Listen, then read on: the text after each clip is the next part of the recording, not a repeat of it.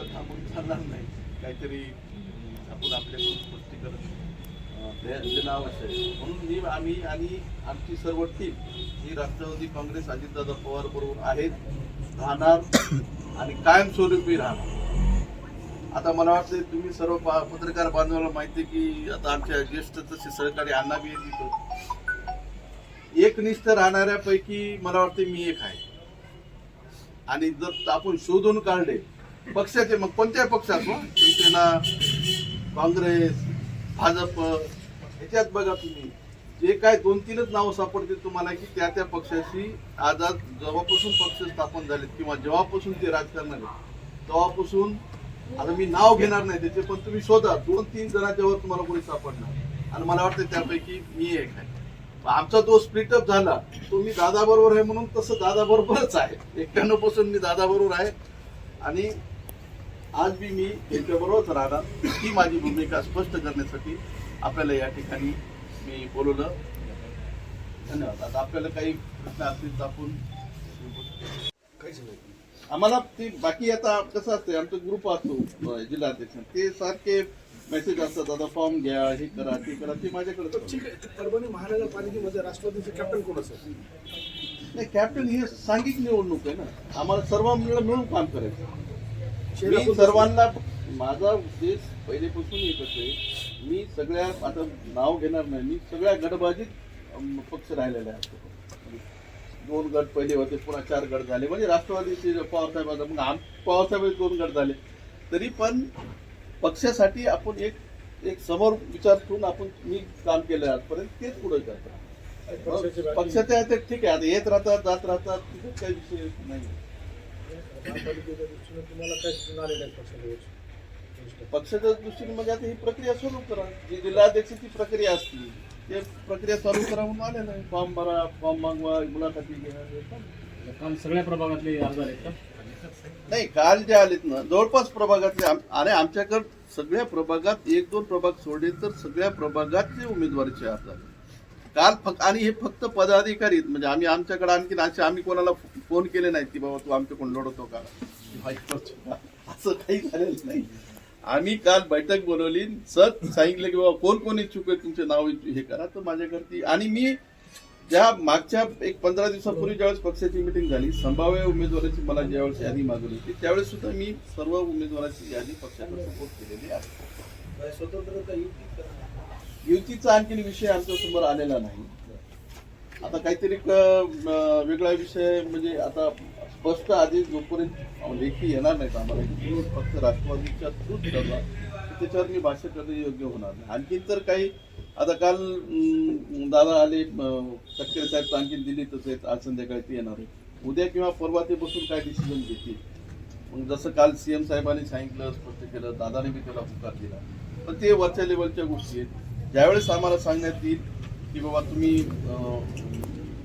युतीचा कोणा ह्यांच्याशी बोला का त्यांच्याशी बोला, तर ते त्यावेळेस आम्ही सांगू. पुण्याला दोन्ही राष्ट्रवादी एकत्र आहे, तिथं तिथपर्यंत नाही समज. मी आपला ग्राउंड लेवलचा कार्यकर्ता आहे. मी पुण्यात तसं चर्चा काही झाली का स्थानिक लेवलची राष्ट्रवादीची? इथं तर काही नाही. इथं आम्ही आणखी कोणत्याच पक्षाची चर्चा झाली नाही. ना भाजपची झाली, ना सेनेची झाली, ना राष्ट्रवादीची झाली.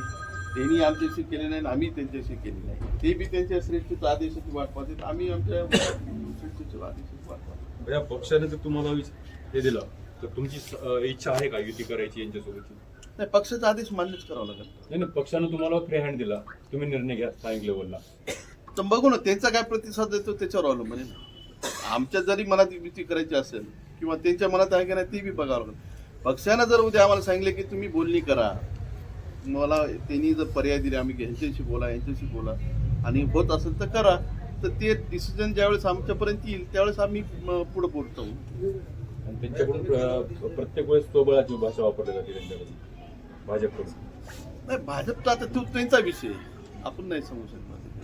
आमची भूमिका आणखी पक्षानं आम्हाला काही असं डायरेक्ट सांगितलेलं नाही की तुम्ही हे करा.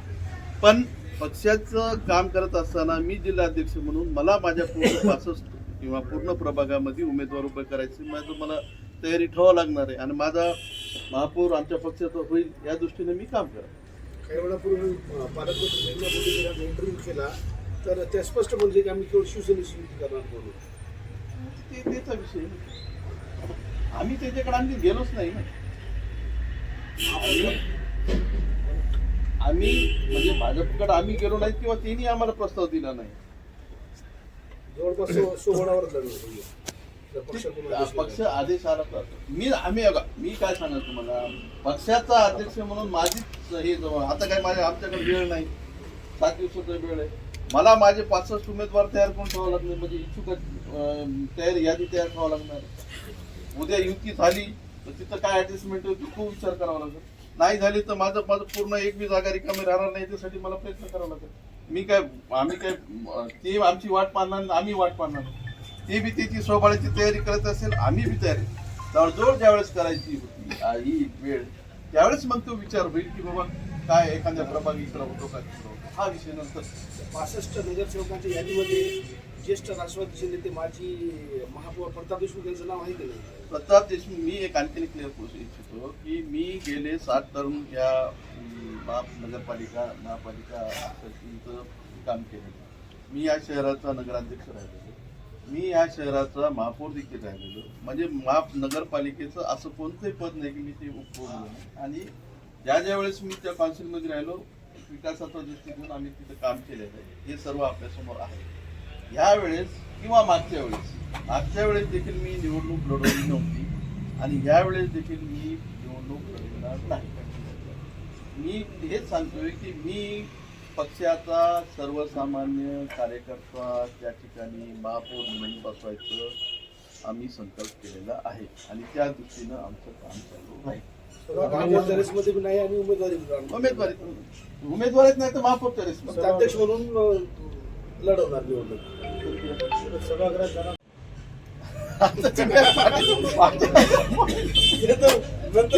विषय येतो. तू आज काय बोलू शकतो? समजा निवडून आलेल्या सदस्याला वाटायला असं झालं की बाबा एखादा सल्लागार आपल्याला लागते तिथं अनुभवी, त्यावेळेस तो विचार होईल. आज तिचं काय बोलू आपण? मला पहिले संख्याचा आणावं लागतं. कालच्या बैठकीमध्ये दुसरा गट होता, तो हजर नव्हता. मला दुसरा गट आहेच का नाही मला माहिती नाही. राष्ट्रवादीमध्ये नाही कोण आहे म्हणजे इथून हे जे दुसरे गटाची भाषा करतात ते पक्षाचे क्रियाशील सदस्य देखील आहेत का, हा विषय आहे.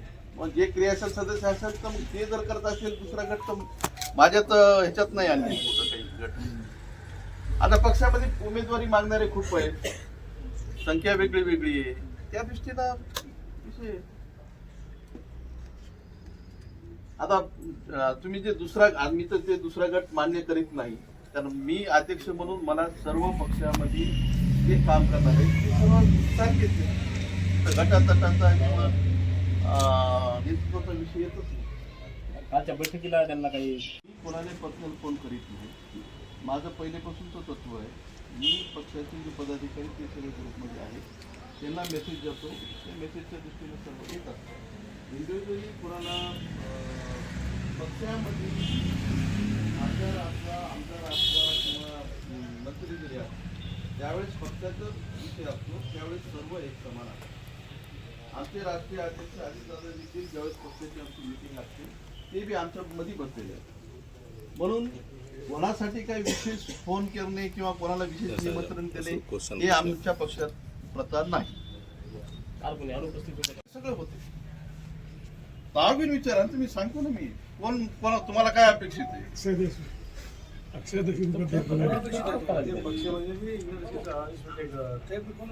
राजेश विटेकर हे आज मुंबईला गेले होते, ते आज बी मुंबईला ते मुंबईमध्ये आहेत. अधिवेशन होतं, अधिवेशन झाल्या ते 1 दिवस इथं परभणीत होते, काहीतरी एका कुठेतरी प्रभागामध्ये उद्घाटन केलं असं कळालं.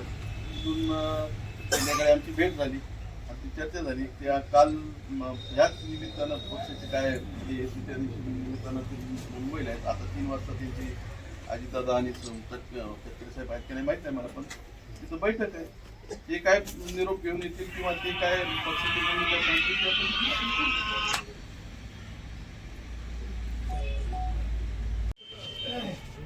नाही, याचा सर्वसामान्य म्हणजे सगळे महाराष्ट्र निवडून येऊ शकतो. नाही जे निवडून येऊ शकते त्याला मी म्हणणार नाही. बाकीच्या पक्षाची काय भूमिका आहे, कोणी काय म्हणते इलेक्ट्रोमॅटिक, तुम्ही मग इलेक्ट्रोमॅटिकचं पक्ष काय करायला? पक्षाची भूमिका ही असली पाहिजे की पक्षाचा कार्यकर्ता जो तळमळीनं काम करतो त्याच्यावर लक्ष देऊन त्याला उमेदवार म्हणून आपला घोषित करून ताकद लावून त्याला निवडून आणणे हा उद्देश असतो. इलेक्ट्रोमॅटिक जर तुम्ही बघत असाल मग दुसऱ्या पक्षातले आयात करणे, टाइमवर पातळीवर उमेदवार देणे. मी घोषणात अशी केली की सर्वसामान्य परभणीकर ज्यावेळेस मी म्हणतो त्यावेळेस हे सगळं त्याच्यात आलेलं आहे. म्हणून एखाद्या दुसऱ्या मोठा एखादा येत असेल आणि ते जर म्हणत असेल ह्याच्या जाऊन त्याला उमेदवारी द्या तर ते कुठंतरी कार्यकर्ते अन्याय केल्यासारखं होईल. आणि हे इलेक्शन टोटली कार्यकर्त्यांसाठी असतं. नगरपालिका असू द्या की महापालिका असू द्या की जिल्हा परिषद, सर्वसामान्य परभणी, सर्वसामान्य म्हणजे विजयराव जामकर तर नाही, सर्वसामान्य परभणी कारण ते तुमच्यासोबत बसलेले आहेत आणि ते आमचे नेते आहेत, गटनेते आहेत. ते 3 वर्ष ते स्थायी समिती सभापती राहिले. ते 4 टर्म या महापालिकेमध्ये नगर ह्याच्यामध्ये राहिलेले आणि ते उद्या पक्षाचे प्रमुख म्हणून फिरणार आहेत शहरामध्ये. त्यांनी हा आरोप केला की सत्तेत राहणारा जो विरोधी पक्षनेता होता विरोधी पक्ष, मी आता त्या विषयावर नाही बोलायला पाहिजे. खरं तर गुट्टे साहेब एक सन्माननीय आमदार आहेत, त्यांनी काय स्टेटमेंट करावं त्याचा विषय. पण मला एक कळतंय की सत्ता आणि विरोधी पक्ष नेता याची व्याख्या काय तुम्ही सांगा, काय त्याचं म्हणण्याचा अर्थ काय विचारा. कशा अर्थामध्ये राजकारण केलं जाते, सगळे परभणीत सेटलमेंटचं राजकारण केलं जाते एक, आणि परभणीची वाट इथल्या सगळ्या स्थानिक नेत्यांनीच लावली असं त्यांचं म्हणणं. आरोप केला असा आणि ज्यावेळी काँग्रेस जे सत्ताधारी त्यांना बोलायला हरकत नाही ना, असतील ना. मग आम्ही त्याच्यात सहमत आहेत ना. गेले 8 वर्ष ज्यांची सत्ता होती त्यांनी वाट लावली हे तर आम्ही म्हणालो ना. काँग्रेस जेव्हा सत्तेत होती म्हणजे मागच्या टर्मला त्यावेळी सभापती जे होते ते राष्ट्रवादीचे होते आणि विरोधी पक्ष राष्ट्रवादीचा होता. म्हणून मी सांगितलं की हे साहेब काय म्हणजे मी त्याच्यावर किती बोलावं हे वेगळं विषय. मी त्यांच्या मताची सहमत असूच शकत नाही. त्याचं कारण असं आहे की विरोधी पक्षनेता हे नॉमिनेटर, विरोधी पक्षनेता ज्या पक्षाचा दुसऱ्या नंबरचा जो पक्ष आहे त्याला विरोधी पक्षनेता निवडला जातो, विरोधक. आणि सभापतीची निवड असते. सभापती ज्यावेळेस होतो, समजा स्थायी समितीचा सभापती होतो, सभापतीचं प्रत्येक पक्षाचं त्या संख्येनुसार संख्याबळ निवडून जातात. परभणी महापालिकेमध्ये स्थायी समितीचं संख्याबळ 16 आहे. मग एक क्रायटेरिया जातो की गेल्या वेळेस समजा आपण उदाहरण सांगितलं की 30 सदस्य हे काँग्रेसचे होते, 18 सदस्य हे राष्ट्रवादीचे होते. मग त्या ठिकाणी 8 मेंबर काँग्रेसचे गेले, 4 मेंबर राष्ट्रवादीचे गेले, 2 मेंबर भाजपचे गेले, 2 मेंबर शिवसेनेचे गेले. आता 16ची संख्या बळ. आता 16च्या संख्याबळ तशीच परिस्थिती ज्या समजा महिला बालकल्याण सभापती आहे किंवा ज्या कोणी कमिटी आहेत, आरोग्य समिती, ह्याची ही निवडणूक होत असते दरवेळी आणि संख्याबळ ही त्याच्या संख्येनुसार ठरवलं जातं. मग काय होतं एका ह्याच्यात की कमिट्या ज्यावेळेस स्थापन होतात तर कोणत्या कमिटीमध्ये जास्त सभासद विरोधाचे होतात. अलग लक्षात तुमच्या एखाद्या कमिटीचा आरोग्य समितीचा विरोधी पक्षाचे 9 जातात, रनिंग पक्षाचे 4 जातात, 7 जातात. त्याचं कारण असं आहे की एका सदस्याला 3 कमिटीच्या वर जात आहेत.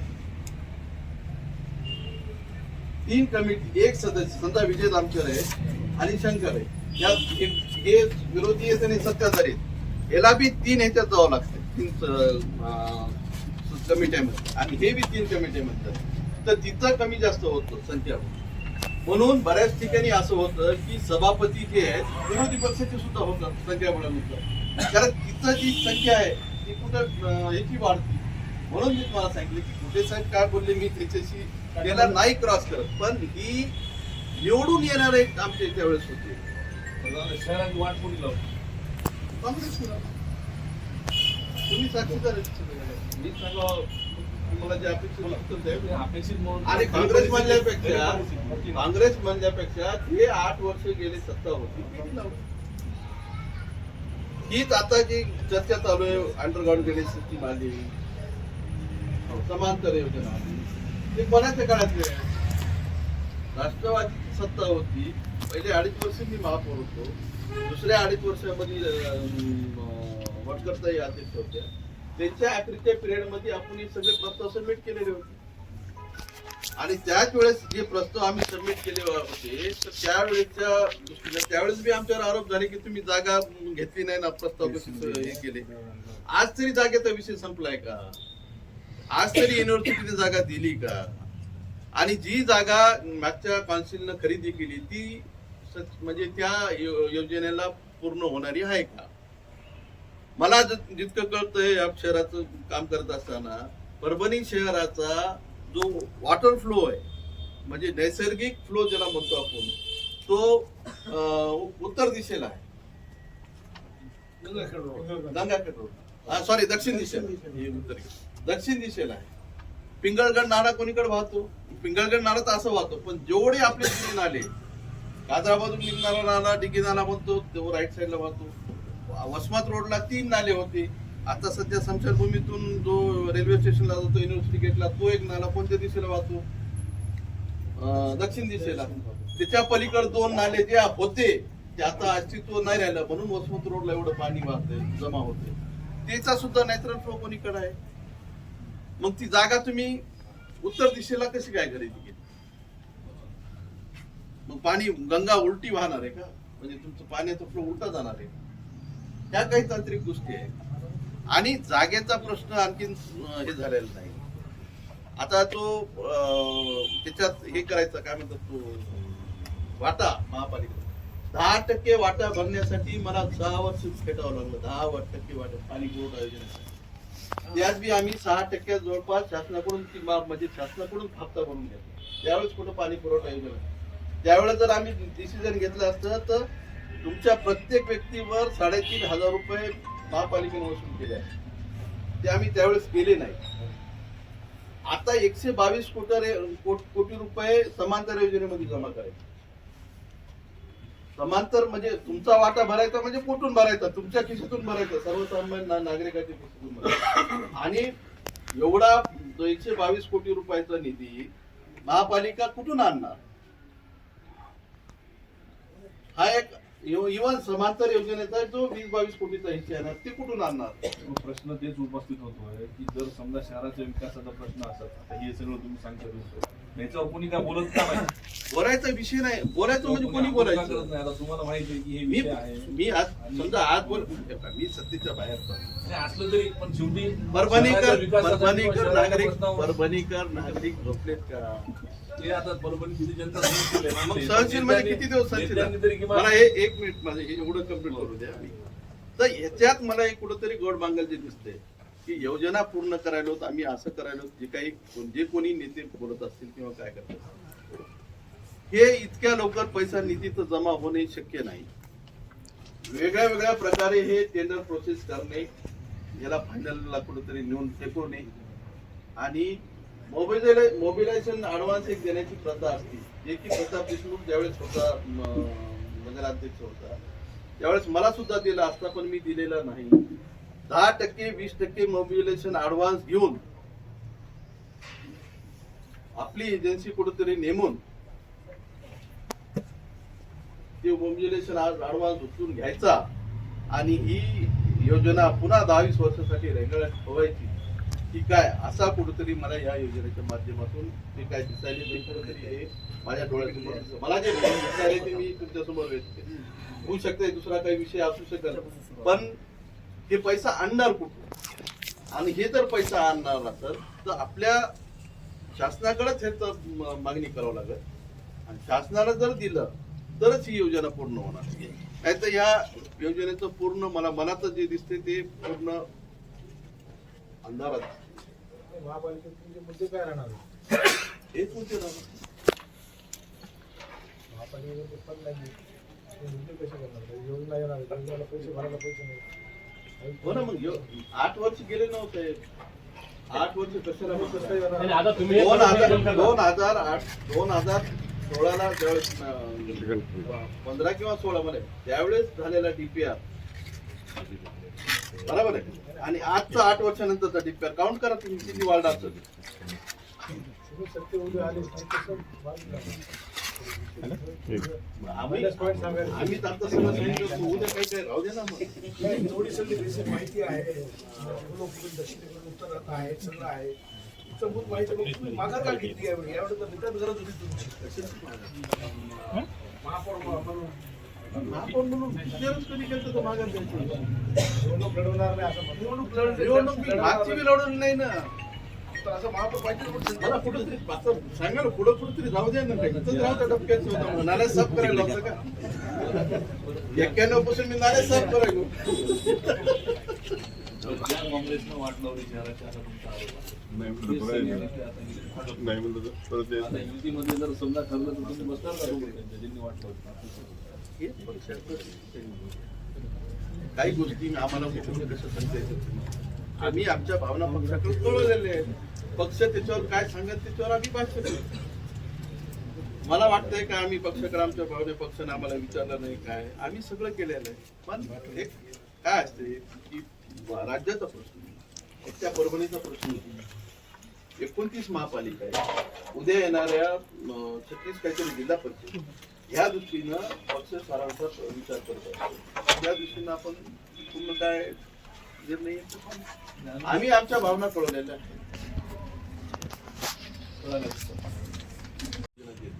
12,000 कोटी आपण त्यावेळेस केलेली नाही मंजुरी आमच्याच काळाची, आम्हीच केली केली. सरकारने जरी त्याला डायरेक्ट फंडिंग केली असती तर आज त्या लाईटला तुमच्या एखाद्या कॉलनीमधला एखादा लाईट गेला तर रिप्लेसमेंट करायला तर येतच का ते.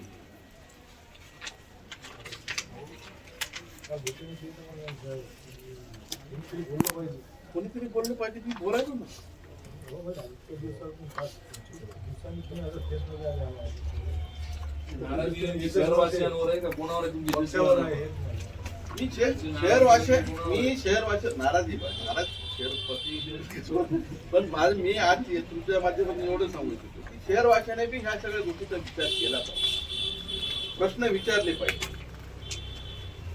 मला आठवतंय मी ज्यावेळेस होतो आणि ज्यावेळेस मी काम करत होतो, माझ्या विरोध रखान्याच्या रखाने भरून येत होते, हे बी मी पाहिलेले अनुभवलेले. पण आम्ही त्याच्यावर काम केलं, आम्ही त्याला पॉझिटिव्ह केलं. आम्ही ज्यावेळेस एखाद्या वर्तमानपत्रात किंवा एखाद्या याच्याकडून आम्हाला सूचना यायची तर आम्ही तिथे विचार करायचो नाही असं. आणि त्यावेळेस तिथे प्रॉब्लेम सॉल्व्ह करायचा आपण प्रयत्न देखील करायचो. पण मध्यंतरीच्या काळ माझ्यापेक्षा तुमचा जास्त अनुभव आहे. तुम्ही मांडलेली प्रतिक्रिया, तुम्ही मांडलेले परभणीच्या हिताचा एखाद्या प्रश्नावर कुठेतरी दखल घेण्यात आली का ह्याच्याबद्दल मी तुम्ही आणि या माध्यमातून परभणीकरांना बी आव्हान आहे. नुसत्या तुम्ही अपेक्षा करून तुम्ही बी आता सत्याला न्याय द्या. मराठी वेळ आली, जे काम करणार आहेत त्याला न्याय द्या. आजकाल काय झालंय, काही कालच्या मी बऱ्याच ठिकाणी पाहतो, आमचा नगरसेवकच घंटा गाडी चालवतो, आमचा नगरसेवकच डीपी काढतो. आता तर काय झालं, कोणती स्मार्ट डीपी आली तर त्या मग ही त्या नगरसेवकाचं म्हणजे कौतुक करावं का त्याला निष्क्रिय म्हणावं हा विषय आहे ना. नगरसेवकाला जर घंटा गाडी चालवायची असेल, त्याला जर एमएससीबीचा पोल बसून असं लावायचा असेल, त्याला जर लाईट स्वतःहून चढून लावायचा असेल, तो निष्क्रिय आहे का हे परभणीकरांचं करावं ना. परभणी ज्या वेळेस आम्ही हे केलं, मी कधी बी एजन्सी लावलेली नाही, फक्त ड्रायव्हर सोडले हे कचरा संकलन करण्याचं. बोरवणची योजना त्यावेळेस आणलेली आपण, फक्त कामाटी जे आहेत त्यांच्यावर आम्ही काम करत होतो. 350 पावणे कामाटी त्याच्यावर आम्ही प्रत्येक याला आठवड्याला आम्ही प्रोग्राम असायचा की हे आठवडा ह्या कॉलनीत, हे आठवडा ह्या शहर काय आज काय फार वाढे असं पाल्या वाड्यात आणखी लोक तिकडे गेले बी नाही. पण तिकडे लोकांना माहिती नाही कामाटी काय असते जे नवीन आहे. आता माझ्या इथं घरासमोर 15 दिवस झाले असतील नाल्या काढून टाकले. आणखी त्याला कोणी म्हणे नुसतं आलं ते काम कोण होतं ते आलं त्यानं काढून वर ठेवलेलं आहे झालेलं. म्हणजे महापालिकेचं आमचं म्हणणं तेच आहे की एवढं बघून सुद्धा तुम्ही शांत काय नाही प्रश्न नेतृत्व आणि का करायला तयार शांत आहे? काय ज्यांना माहिती आहे प्रश्न कसा आहे भैया ज्या माणसाला प्रश्न माहिती आहे सोल्युशन माहिती आहे त्यांनी गप्प राहणं हे शहर वाचवण्यासाठी धोकादायक आहे ना. शहरातले लोक तर असे धोके गेले ना ज्यावेळेस सेवा करायला मान्य आहे. याच्यावर थोडासा तुम्ही जर आवाज उठवला आवाज उठवण्यासाठी त्यांना पाठवायचं मला. हो, नेतृत्व का करत नाही असं मी नेतृत्वच करायलो. मी कुठं नाही म्हणालो नेतृत्व करायलो. मी त्या खुर्चीवर जातो आपण वायफाय ना नाही. वायफाय सुद्धा आमच्याकडे सोशल मीडिया कुठपर्यंत सीमित. आम्ही प्रॅक्टिकली आमचा उद्योग चांगला चेहरा उभा करू आणि त्याच्या मार्फत त्याच्या मार्गावर त्याच्या पाठीमागून बरोबर सोडवा.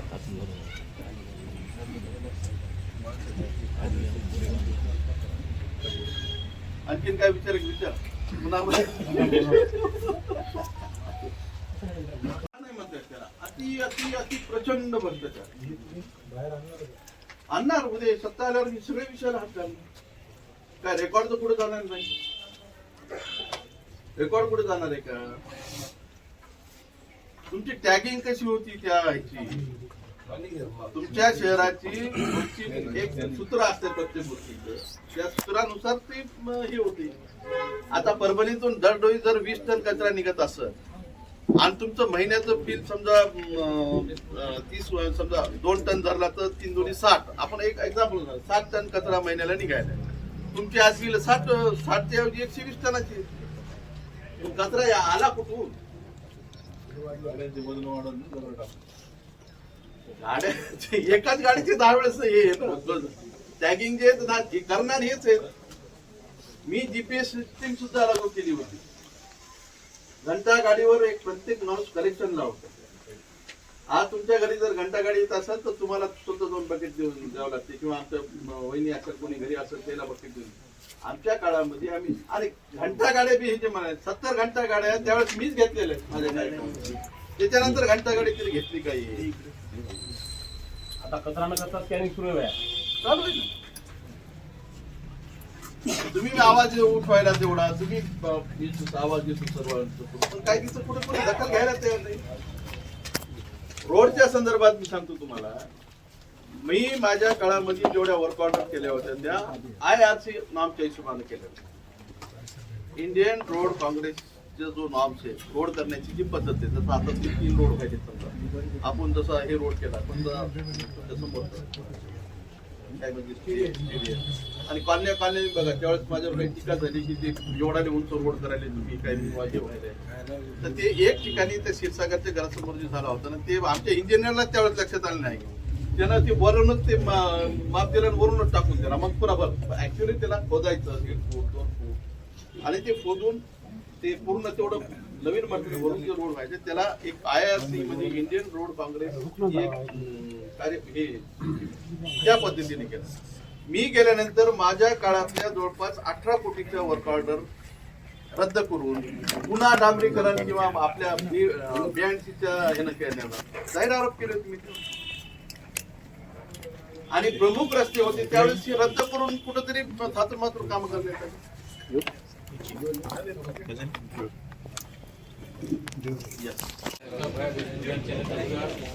आगामी होणाऱ्या महानगरपालिकेच्या निवडणुकीसंदर्भात आयोजित केलेल्या पत्रकार परिषदेत सर्व print media, electronic media, social media सर्व पत्रकार बंधूंचे उपस्थित राहिल्याबद्दल मी राष्ट्रवादी काँग्रेस पार्टीच्या वतीनं आभार व्यक्त करतो.